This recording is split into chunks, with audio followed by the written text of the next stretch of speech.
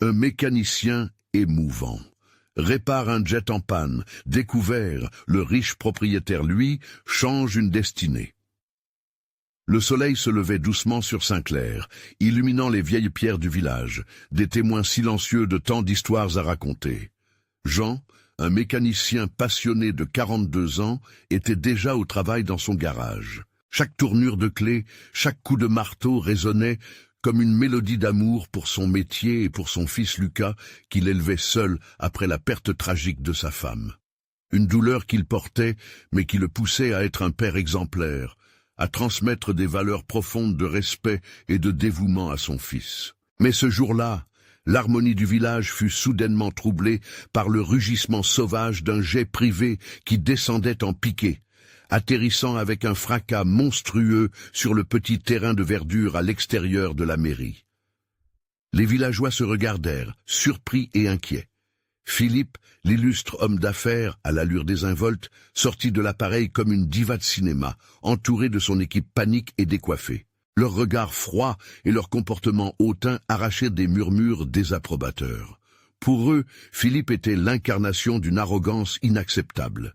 Quel contraste frappant avec les ouvriers, les agriculteurs et les artisans du village. Jean, l'âme bienveillante dans un monde parfois impitoyable, sentit une pulsation de compassion. Son cœur battait plus fort alors qu'il s'approchait, prêt à tendre la main. « Bonjour, puis-je vous aider ?» demanda-t-il, une lueur d'espoir dans les yeux. Philippe le balaya du regard, méprisant, comme s'il était un simple insecte. « Éloignez-vous, je peux me débrouiller seul », s'exclama-t-il, ignorant que le défi qui l'attendait pourrait bien être plus que ce qu'il pouvait gérer. Les minutes s'étiraient en longues tortures pour Philippe. Ses techniciens, face à l'ampleur de la panne, restaient démunis. La frustration et l'impatience montaient comme des vagues sur une mer déchaînée. Ils échangèrent des regards inquiets. Mais le temps s'écoulait, et une ombre de désespoir planait au-dessus d'eux. À bout de nerfs, ils se retournèrent vers Jean, et sa détermination scintilla dans l'air lourd de tension. « Laissez-moi voir ce qui se passe », dit Jean, son regard ancré dans celui des hommes affolés. Et alors qu'il s'agenouillait, les mains dans le métal chaud, une magie opéra. Chaque vis, chaque pièce révélait son histoire, et Jean, avec la sagesse héritée de son père, transforma désespoir en solution. Pendant ce temps, les villageois, témoins muets de ce spectacle, ressentaient un frisson d'admiration en voyant ce héros du quotidien affronter le géant aux pieds d'argile. Quand le jet redémarra enfin, un silence d'émerveillement plana sur le village. La tension se relâcha comme un ressort qui venait d'être lâché. Philippe se tourna vers Jean, les yeux écarquillés, touché par la profondeur de son professionnalisme. Juste à ce moment, quelque chose d'inattendu, d'extraordinaire se produisit. Philippe, mal à l'aise face à cette découverte, proposa une offre inattendue, une place d'apprentissage pour Lucas dans son entreprise, une chance inespérée de changer leur vie. Avant de continuer, je dois vous avertir de quelque chose d'important qui se passe. YouTube a fait des changements dans le système et beaucoup de personnes perdent les notifications des chaînes qu'elles suivent. Si vous aimez le contenu, cliquez sur la clochette et marquez toutes les notifications pour ne pas rater les prochaines vidéos. Et si vous pouvez laisser un like, ça m'aide énormément avec la portée. Sérieusement, ça fait la différence. Dites-moi dans les commentaires d'où vous regardez. J'ai toujours la curiosité de savoir qui est de l'autre côté de l'écran. Maintenant, continuons. Jean, ému aux larmes, mesura la portée de cette offre. Un rêve pour Lucas, une lueur d'espoir dans leur quotidien si tumultueux. À cet instant, l'air était chargé de questions profondes. L'argent pouvait-il compenser les valeurs d'une vie? Qu'est-ce qui faisait un homme? Philippe et Jean avaient traversé des chemins si différents, mais l'égalité était peut-être à portée de main. Leur destin était maintenant entremêlé. Un fragile équilibre entre promesses de changement et peur du vide, alors que la communauté se tenait prête à accueillir un nouveau chapitre inattendu de leur histoire. Jean fixait Philippe, son esprit tourbillonnant entre l'émerveillement et l'appréhension. Une place d'apprentissage pour Lucas. C'était à la fois une promesse et une menace. Le regard du jeune homme, à peine âgé de 15 ans, résonnait dans son esprit. Lucas adorait l'idée de plonger dans le monde fascinant de la mécanique des avions. Mais que pourrait signifier une telle opportunité pour leur vie simple, mais bien ancrée à Saint-Clair? « Je vais réfléchir à votre proposition, » murmura Jean, sa voix trahissant une légère tremblement. Philippe, impatient, hocha la tête, semblant vouloir tourner les talons. Mais quelque chose dans l'air avait changé. Les villageois, sceptiques mais curieux, observaient leur échange, des murmures flottant à travers la petite foule. « Jean, je sais que ce n'est pas facile à accepter, » insista Philippe, « mais pensez à l'avenir de votre fils. C'est une chance, pas seulement pour lui, mais pour vous aussi. » Sa voix était plus douce, presque désarmante. Jean était tiraillé, comme un marin pris dans une tempête, incapable de choisir la direction à prendre. « Je travaille dur, monsieur Philippe. Je n'aurais pas voulu que Lucas perde ses valeurs. Je veux qu'il connaisse le vrai travail, pas seulement la facilité que l'argent peut apporter. » Le défi dans sa voix résonna à travers l'assemblée, provoquant quelques applaudissements timides parmi les villageois. Philippe plissa les lèvres, son sourire se figeant légèrement. « Les valeurs, oui, mais le monde évolue. À l'ère où nous vivons, il faut parfois faire des choix difficiles pour avancer. » Ces mots, pourtant bien intentionnés, ne firent qu'accroître l'angoisse de Jean, comme si le prix de cette opportunité était plus élevé qu'il ne le pensait. Un frisson parcourut la foule. Les villageois se trouvaient au cœur d'une lutte plus grande que leur quotidien. Les murmures prenaient de l'ampleur. Certains voyaient en Philippe un homme cynique, d'autres une figure que l'on pouvait apprivoiser. Jean, lui, avait le cœur lourd. Sa tête lui disait de contempler cette offre, mais son cœur, ce fidèle compagnon, ne pouvait pas ignorer la loyauté envers ses racines. « Je ne veux pas que Lucas devienne comme vous, » lança-t-il, bien que les mots lui brûlâient la langue. Philippe, surpris, ouvrit légèrement les yeux, comme s'il prenait enfin la mesure de ce qu'il représentait pour le village. Au fond, cette rivalité entre l'authenticité et la superficialité était bien plus complexe que leur échange. Il se retourna, laissant derrière lui un climat de tension palpante. Jean observa Philippe s'éloigner, les pensées tourbillonnant dans son esprit. Au cœur de cette petite communauté, une promesse de changement émergeait, mais parfois, évolutions et traditions ne s'accordaient pas. Lucas, qui avait assisté à tout cela de loin, s'approcha en silence. Ses grands yeux curieux brillaient d'une lueur d'admiration et de questions. « Papa, que veux-tu faire ?» demanda-t-il, sa voix douce ébranlant le père. Jean dégagea une émotion profonde, serrant son fils dans ses bras. « Je veux que tu choisisses une voie où tu te sentiras bien, mon garçon. Mais sois conscient que chaque chemin a un prix, et parfois il faut se battre pour ce qui compte vraiment. » Une décision lourde de conséquences s'annonçait à l'horizon. La route que Lucas allait emprunter pourrait bien redéfinir non seulement son futur, mais aussi la dynamique de tout le village. Comment Jean pourrait-il guider son fils tout en restant fidèle à ses valeurs? Alors que le soleil déclinait sur Saint-Clair, une promesse de changement s'épanouissait. La soirée portait en elle le murmure de nouveaux rêves, mais aussi l'écho des dilemmes. Le lendemain matin, quel choix Jean fera-t-il pour son fils alors que les ombres du passé et les promesses de l'avenir dansent ensemble? Jean se réveilla ce matin-là avec une certaine lourdeur dans le cœur. Le chant des oiseaux hors de la fenêtre semblait étrangement mélancolique. Un doux soleil doré inondait leur modeste maison, mais pour lui, c'était comme si les lumières de la journée ne pouvaient pas dissiper l'angoisse qui pesait sur ses épaules. Son regard se posa sur Lucas, encore endormi, les traits paisibles de son visage embrassés par la lumière matinale. Jean ne pouvait s'empêcher de penser au choix qui l'attendait. À la table du petit déjeuner, l'atmosphère était lourde de non-dits. Lucas, le regard rêveur, jouait distraitement avec sa tasse, tandis que Jean cherchait les mots justes pour aborder la méfiance qu'il avait éprouvée envers Philippe. Après quelques instants, il se lança, tentant de briser le silence. « Lucas, que penses-tu vraiment de cette opportunité ?» demanda-t-il, sa voix tremblante. Les yeux de Lucas s'illuminèrent. « Je crois que ce serait incroyable, papa.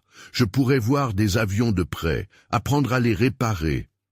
Un éclat de vie anima son visage d'adolescent, et Jean se sentit partagé.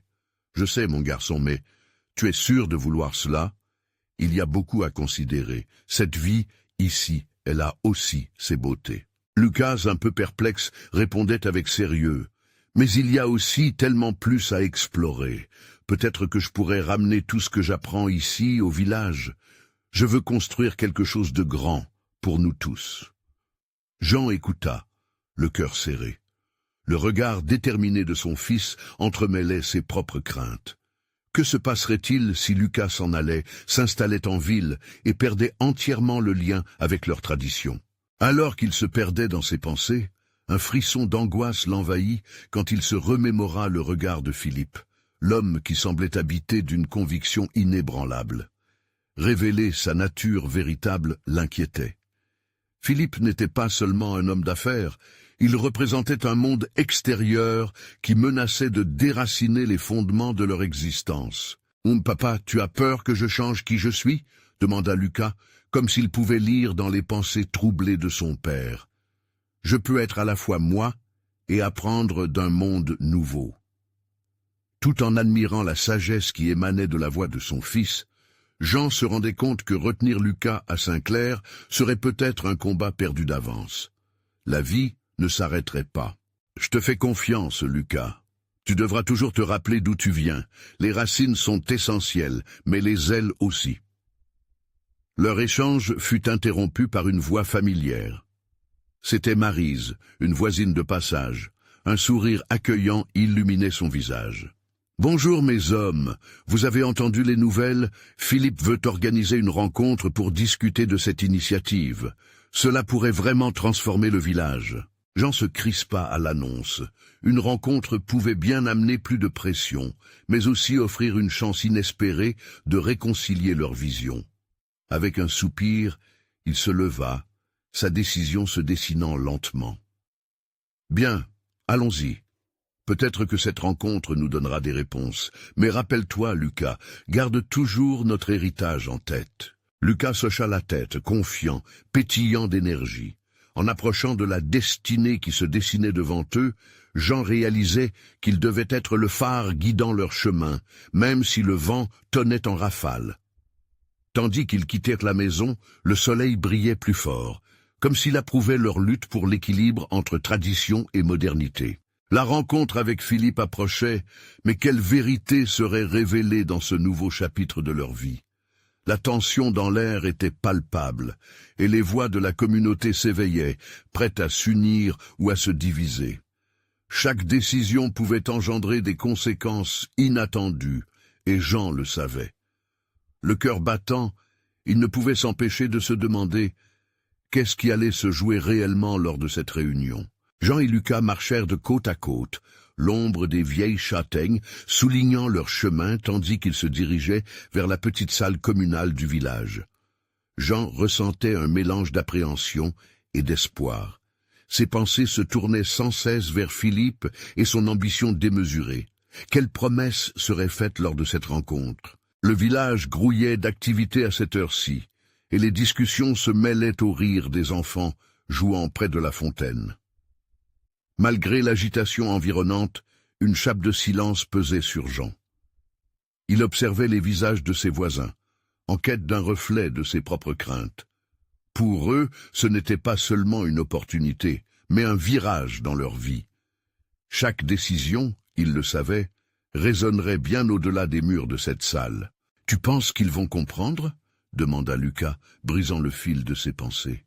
« Que c'est un bon choix. » Jean se pencha légèrement vers son fils, sa voix à peine un murmure. Entre tradition et changement, il y aura toujours des doutes.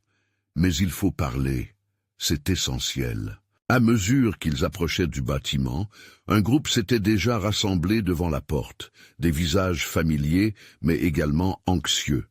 Jean put apercevoir Clémence, la mère de plusieurs enfants du village. Elle tenait son petit dernier par le bras, son regard inquiet scrutant la foule. Les murmures et les interrogations qui circulaient autour d'eux le rencontraient d'une certaine manière. Il n'était pas seul dans ses préoccupations. Lorsqu'ils entrèrent dans la salle, l'air y était chargé d'une tension palpable. Philippe trônait au bout de la table, serein, assurant sa présence avec un sourire convaincant. Mais Jean, dans le fond de son esprit, avait du mal à faire confiance à cette façade. « Merci à tous d'être ici aujourd'hui », commença Philippe, sa voix forte résonnant dans la pièce. « Ce projet est une chance unique pour notre village. Pensez aux emplois, aux ressources. » Jean blêmit alors que les mots de Philippe coulaient comme un doux chant. Des visions de désirs non partagés, de rêves personnels broyés par cette vision collective lui revenaient en tête. Sa main se crispa sur la chaise, déterminée à poser des questions. Et quels seront les sacrifices nécessaires pour ces opportunités ? Intervint-il d'une voix qui prit un ton plus dur que prévu. Les regards se tournèrent vers lui, certains surpris, d'autres réticents. Sur ce point, je vous assure qu'il n'y aura rien qui ne garantisse pas un avenir durable, répondit Philippe, feignant une assurance. Nous n'haïssons pas pour vivre dans le passé. Lucas observa un léger froncement de sourcils sur son visage. Il avait compris l'enjeu, l'assaut des souvenirs contre le désir d'un mêlé à une nouvelle liberté. Mais au fond de lui, il savait que les personnes présentes à ce tableau ne seraient pas prêtes à abandonner leur héritage si facilement. Jean regarda son fils, ses doutes s'illuminant dans le regard de Lucas. Ce n'était plus seulement une question pour lui, mais celle de leur identité. Le jeune homme se leva, prêt à partager son opinion.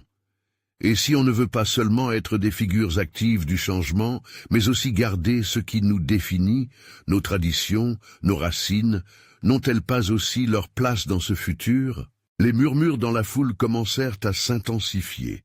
Jean se sentit fier de son fils. Ce courage, cette conviction étaient le reflet de ce qu'il avait transmis.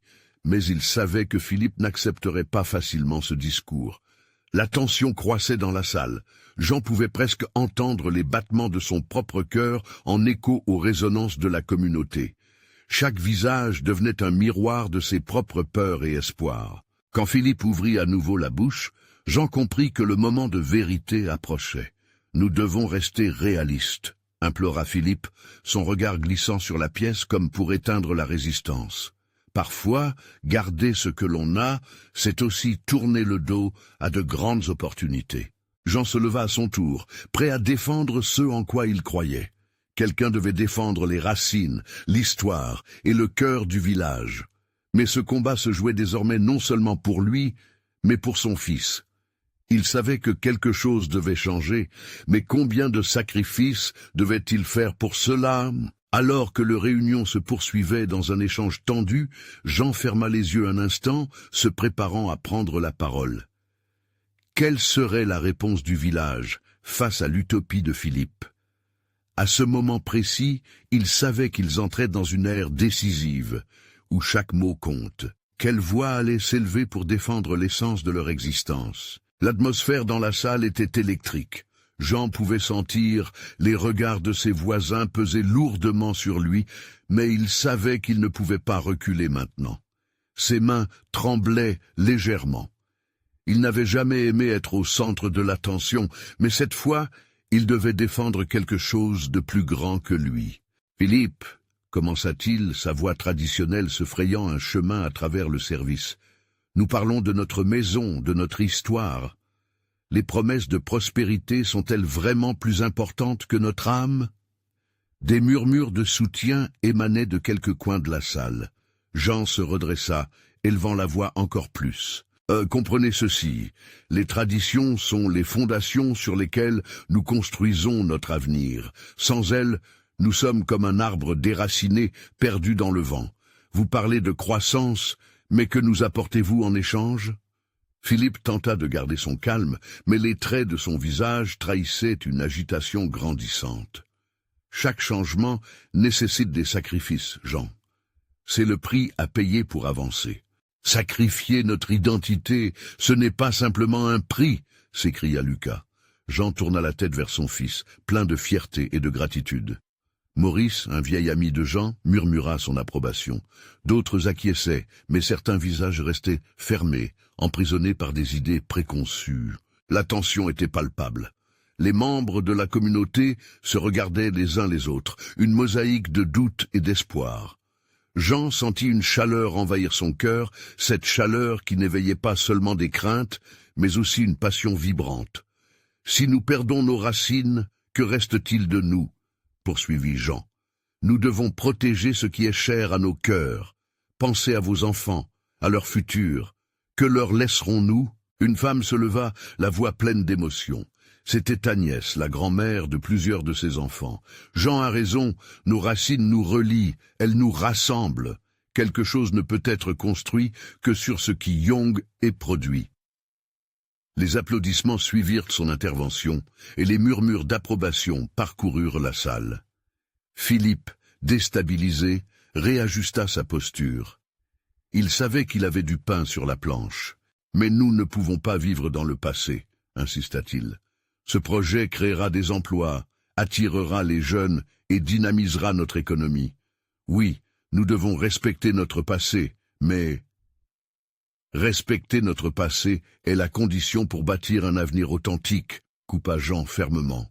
Une simple promesse ne suffit pas. Nous avons besoin de certitude. Que des irrévérencieux osent nous détruire en apportant des changements superficiels. La salle était devenue une arène de passion humaine. Les expressions sur les visages autour de lui, certains gênés, d'autres en colère, d'autres encore résignés, murmuraient le long des flots des émotions. Leur cœur battait à l'unisson d'une lutte pour leur avenir. Jean insista, le ton devenu plus doux. Ne laissez pas la peur d'un avenir incertain nous diviser. Nous devrions rêver ensemble d'un avenir qui honore nos racines, tout en embrassant ce qui peut vraiment enrichir notre village. Un silence lourd pesait sur la salle. Les pensées de chacun s'entrelaçaient dans une toile complexe de vie. Pour la première fois depuis le début de la rencontre, un sentiment d'unité émergeait des tensions. Jean savait que la décision ne pouvait être prise que par la communauté. Alors que quelques murmures d'espoir circulaient, une question résonna dans son esprit. Étaient-ils prêts à défendre leurs valeurs face à l'inconnu? Mais le regard de Lucas, plein de détermination, lui donna une force nouvelle. La vraie question aujourd'hui, conclut-il, est de savoir quel type de village nous voulons devenir. Alors que chacun se lève pour dire non à cette séparation entre passé et futur. Ensemble, nous sommes plus forts. Qu'en pensez-vous? Alors qu'il confiait ces mots à la salle, il réalisa que le pouvoir de la communauté était immense. À ce moment-là, il savait que quelque chose avait changé, quelque chose de fondamental. La pièce était suspendue entre deux mondes, pressant chacun à faire un choix difficile. Mais la balle était désormais dans le camp du village, et la réponse à leur identité collectivement redéfinie restait à découvrir. Quel chemin traceront-ils pour façonner leur avenir? L'atmosphère était toujours chargée d'électricité. Les yeux des villageois, d'abord hésitants, commençaient à scintiller d'une nouvelle détermination. Jean pouvait sentir un vent de changement souffler dans la salle. C'était comme si les mots échangés avaient libéré une force collective, prête à se lever et à se battre pour ce en quoi ils croyaient. Agnès, toujours debout, leva les bras comme pour rassembler l'attention du public autour d'elle. « Nous avons tous eu des histoires. Regardez autour de vous, regardez nos enfants. Ne sommes-nous pas ici pour eux ?» Son regard balaya l'assemblée, provoquant des frissons d'émotion. Jean sentit son propre cœur battre plus rapidement. Étaient-ils enfin en train de réaliser qu'ils n'étaient pas seuls dans leur peur, que leur lutte était partagée? Cela lui redonna du courage. Agnès a raison. C'est pour nous, pour les générations futures, que nous devons décider aujourd'hui. Si nous cédons à la pression de l'extérieur, que resterait-il de notre héritage? Des murmures d'approbation fusèrent dans la foule, et Jean remarqua des têtes hocheuses. Bientôt, une voix éclatante se leva dans un coin. C'était Julie, la jeune enseignante du village, connue pour ses idées audacieuses. « Il n'est pas trop tard pour faire entendre notre voix. Nous pouvons prendre ce projet et le transformer. Nous pouvons demander des garanties, des assurances qu'il respectera notre identité. » Philippe, en observant son adversaire perdre peu à peu sa prise sur la salle, tenta de récupérer. Un projet ne se construit pas seulement sur des promesses. Nous devons innover, avoir des visions nouvelles. Jean, sentant le soutien croissant, intervint vivement. Innover ne veut pas dire renier nos racines, Philippe. Pourquoi ne pas allier nos traditions avec la modernité plutôt que de les opposer? C'est la clé pour avancer ensemble. Les émotions palpables dans la salle commençaient à changer de nature. Plusieurs villageois se mirent à murmurer entre eux, formant des petits groupes, réfléchissant à des voies possibles. Et puis, soudain, un homme imposant, emblématique du village, se leva. C'était René, un apiculteur apprécié de tous. « J'ai confiance en nous, et je crois que nous pouvons construire un avenir qui respecte notre passé. Le miel que nous produisons, c'est notre héritage. Mais regardons aussi vers l'avenir, comment attirer les jeunes. » Les murmures se multiplièrent, et un élan se créa autour de cette idée de réconciliation. Les craintes s'effaçaient peu à peu. Chaque voix, chaque opinion nourrissait un débat qui devenait une réflexion commune. Jean était soutenu par une vague d'énergie collective. Il leva les bras, comme Agnès l'avait fait plus tôt. Que diriez-vous d'organiser une rencontre la semaine prochaine pour discuter de nos idées? Ensemble, nous pourrions peut-être proposer un projet alternatif qui honorerait nos traditions tout en répondant aux défis contemporains. Les applaudissements éclatèrent, mêlés à des cris de joie et de soutien. Jean sentit les larmes lui monter aux yeux. C'était bien plus qu'une simple rencontre. C'était une renaissance, un réveil communautaire. Philippe, réalisant qu'il était désormais face à une foule unie, essaya de se ressaisir. « Je suis prêt à écouter. Mais n'oublions pas que le temps presse. » Ces mots, pourtant simples, résonnèrent comme le glas d'un défi. Jean le fixa, prêt à prendre part à cette nouvelle bataille pour le cœur de leur village. Alors que la réunion se terminait, un sentiment inédit de solidarité englobait chaque personne présente. Ils ne s'étaient pas juste rassemblés pour protester, mais pour bâtir ensemble une vision partagée. Jean se tourna vers Lucas, son fils, qui brillait d'éclat et d'espoir. « Nous avons fait un pas aujourd'hui, mon fils, mais c'est seulement le début. » La lumière du jour commençait à filtrer à travers les fenêtres de la salle. Quelles sombres incertitudes et quelles promesses allaient se dessiner dans l'avenir. Chaque étape prise pourrait réellement façonner le futur de leur histoire. Quelle bataille devraient-ils encore mener pour garantir que leur voix, leur choix, soient vraiment entendus? Le lendemain, l'effervescence de la veille continuait de vibrer dans l'air du village. L'arôme du pain chaud se mêlait aux murmures animés des villageois réunis sur la place centrale. Jean se tenait là, à l'entrée de la boulangerie, une tasse de café à la main, le cœur encore agité par le succès inattendu de la réunion. Il observa Julie parler à un groupe de jeunes, sa passion en bray rendant ses mots captivants. Avec un sourire, il rejoignit sa famille qui l'attendait sur une table en bois. Lucas, rempli d'énergie, sautillait sur sa chaise avec une excitation contagieuse. « Papa, est-ce qu'on va vraiment faire ce projet ?» demanda-t-il, l'espoir vibrant dans sa voix. « Je l'espère, mon garçon, » répondit Jean le regardant dans les yeux, « mais c'est à nous tous de nous battre pour cela. Chaque voix compte. » Agnès, qui avait aussi rejoint ce petit groupe, acquiesça avec fermeté. « On va commencer par rassembler toutes nos idées. Traçons un plan. C'est ça la force de notre communauté. » Se sentant enivré par cette dynamique, Jean se leva. Allons parler à ceux qui n'étaient pas dans la salle hier. Certains d'entre eux ont des idées brillantes, mais hésitent à les partager. Ensemble, nous pourrions être vraiment puissants.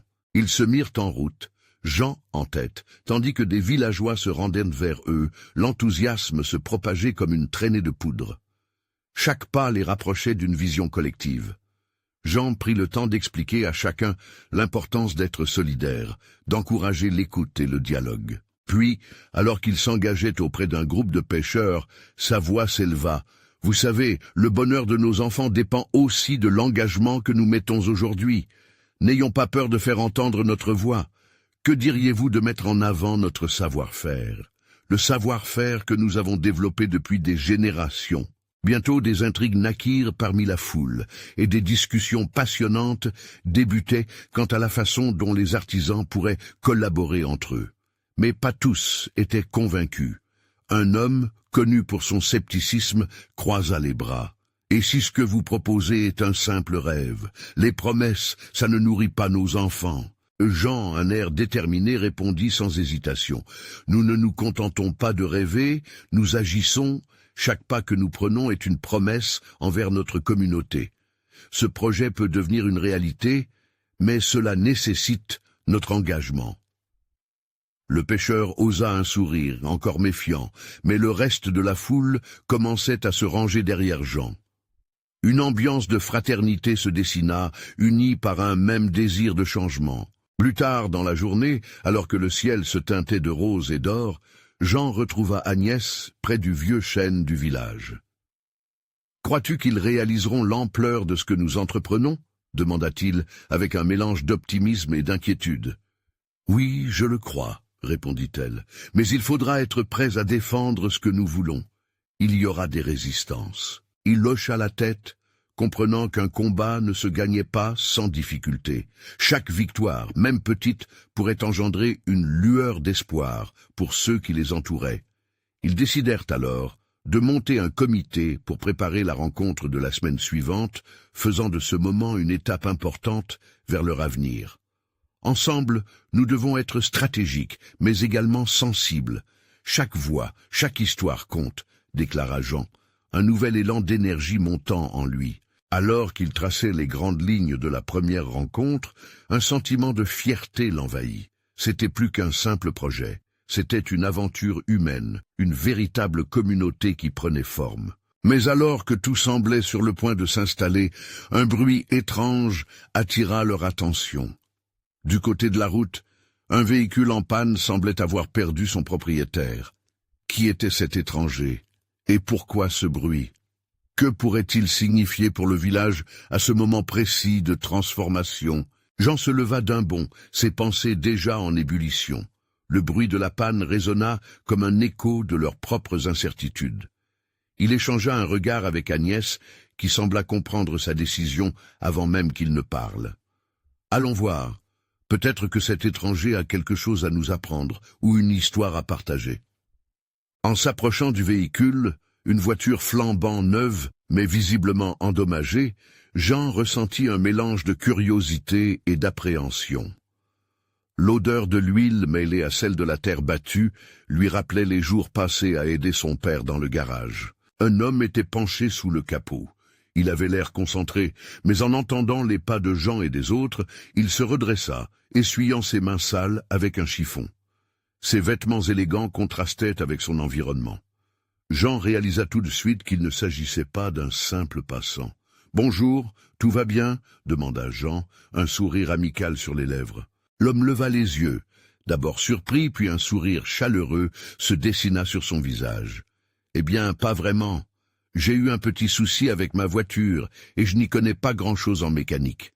Je viens d'arriver en ville pour affaires, mais je ne m'attendais pas à ce genre de dépannage. » Jean ne put s'empêcher de sourire à ce relâchement gêne. « Je peux vous aider, la mécanique n'a pas de secret pour moi », s'exclama-t-il, les souvenirs des jours passés à bricoler avec son père lui remontant à l'esprit.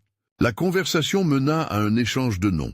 Julien, le propriétaire du véhicule, expliqua qu'il venait d'une grande ville, que son entreprise projetait de s'implanter dans la région. « J'ai entendu parler de votre village, de sa culture et de son patrimoine. Je voulais observer de mes propres yeux, dit-il, sa voix pleine de sincérité. Jean se sentit intrigué par cet homme, qui semblait bien loin du scepticisme de certains villageois.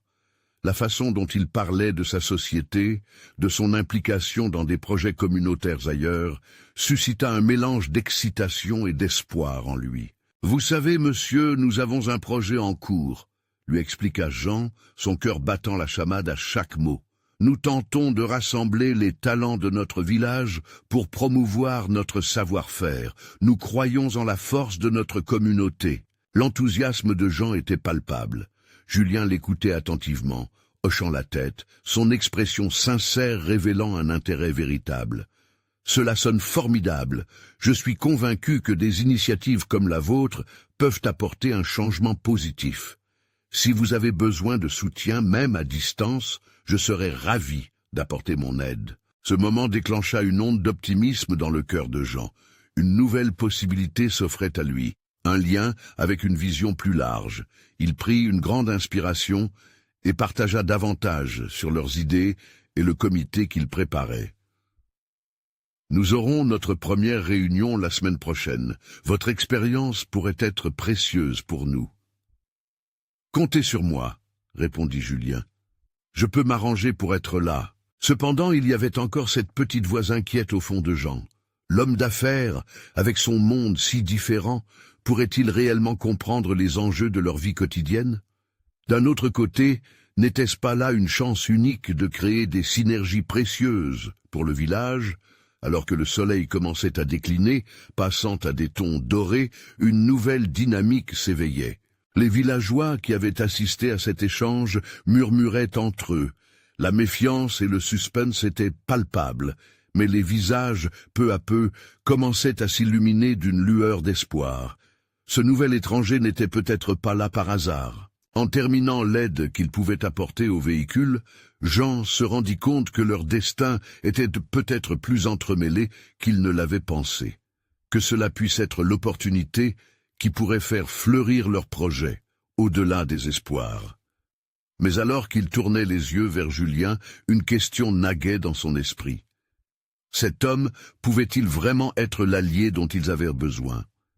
L'avenir du village pourrait-il se jouer en une seule rencontre? La chaleur douce de la fin de journée enveloppait le village de ses teintes orangées, tandis que Jean et Julien terminaient de remettre le capot de la voiture en place. Malgré la réparation, une tension sourde persistait. Les murmures des villageois, toujours regroupés à distance, flottaient comme des ombres, tous curieux de voir ce qui allait se passer ensuite. Julien, sentant ce léger malaise, tourna la tête vers Jean. « Vous savez, j'ai toujours pensé que les plus belles histoires proviennent des endroits les plus improbables. » Sa voix, sincère, apporta une lueur d'empathie dans l'air électrique. « C'est vrai, » répondit Jean, bien qu'une sourde inquiétude l'habitait. « Mais beaucoup ici sont réticents au changement. »« Je comprends, » dit Julien tout en ajustant sa cravate. « Il est parfois difficile d'admettre qu'un étranger peut apporter quelque chose de positif, mais peut-être est-ce aussi une opportunité pour vous de briser cette méfiance. » À ces mots, Jean sentit une vague de chaleur monter en lui. Pour la première fois, il envisagea cette rencontre comme une chance non seulement pour lui, mais pour tout son village. Il se rappela les histoires de ses ancêtres, sur la façon dont la coopération avait été la clé de leur survie. Les villageois commençaient à s'approcher, un peu plus. Certains jetaient des regards curieux, tandis que d'autres avaient l'air d'approuver cette interaction. « Que diriez-vous de partager votre projet lors de la réunion la semaine prochaine ?»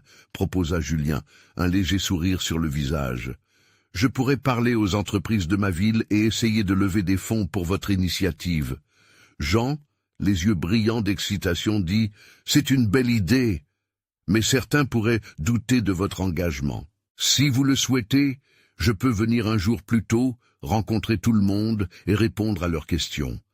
Gagner leur confiance pourrait prendre du temps, mais cela en vaut la peine, » assura Julien avec assurance.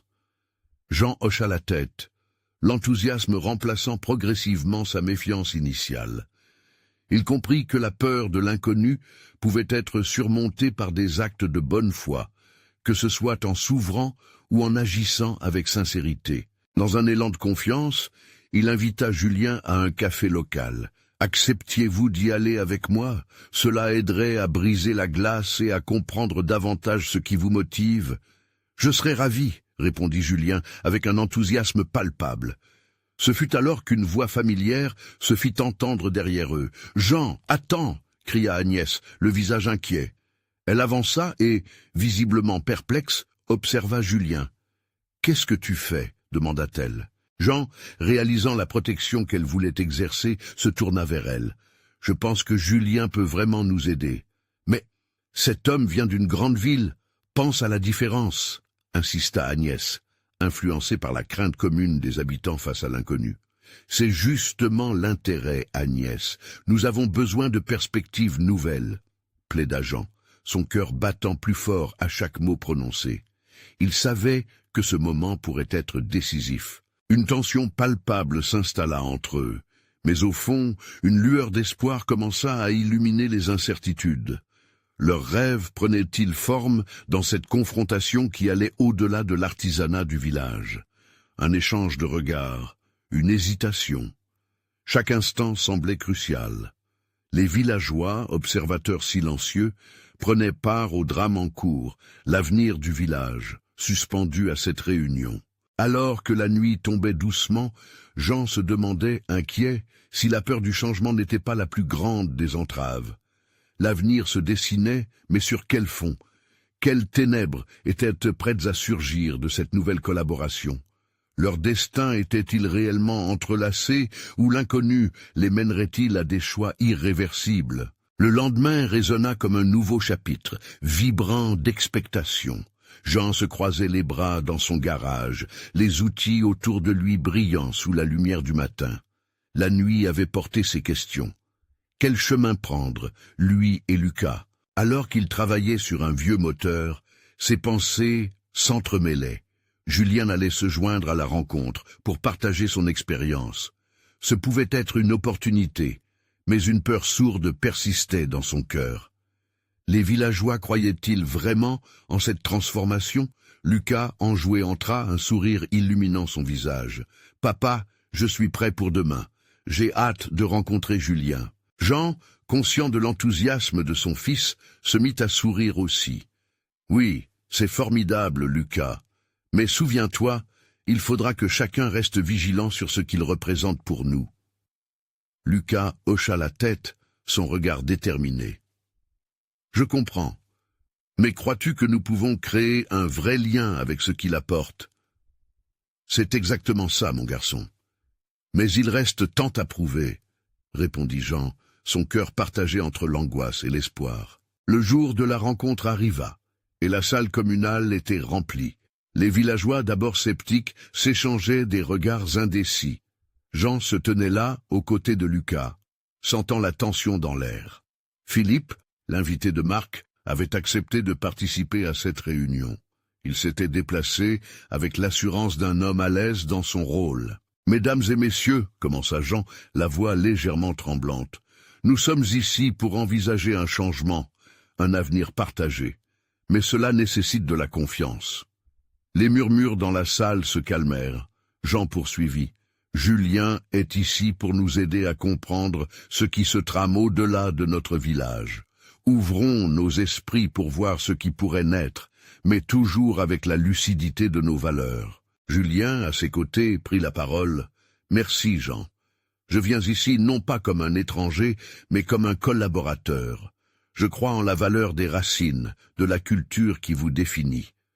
Mon souhait est de vous accompagner dans ce chemin, sans effacer ce que vous êtes. » L'assemblée, bien que tendue, commençait à répondre, chaque mot tissant des liens, des regards solidaires faisaient écho aux paroles pleines de promesses. Philippe, percevant le mouvement croissant, prit la parole. « Il est vrai que l'avenir se construit sur des sacrifices, mais croire en votre potentiel et vous ouvrir à de nouvelles idées est tout aussi essentiel. Vous avez un trésor ici, que le monde doit découvrir. » Une voix s'éleva dans le fond de la salle. C'était Agnès. « Nous avons un savoir-faire exceptionnel. Chaque produit que nous fabriquons, chaque histoire que nous racontons, c'est notre identité. Ne laissez pas le changement nous séparer de cela. » Les applaudissements éclatèrent dans la salle, permettant à l'énergie de transcender l'espace. Jean pouvait sentir la nervosité se dissiper progressivement comme une brume au soleil. « Alors pensons à une collaboration », lança Julien étalant un plan sur la table. « Des idées alliant tradition et modernité.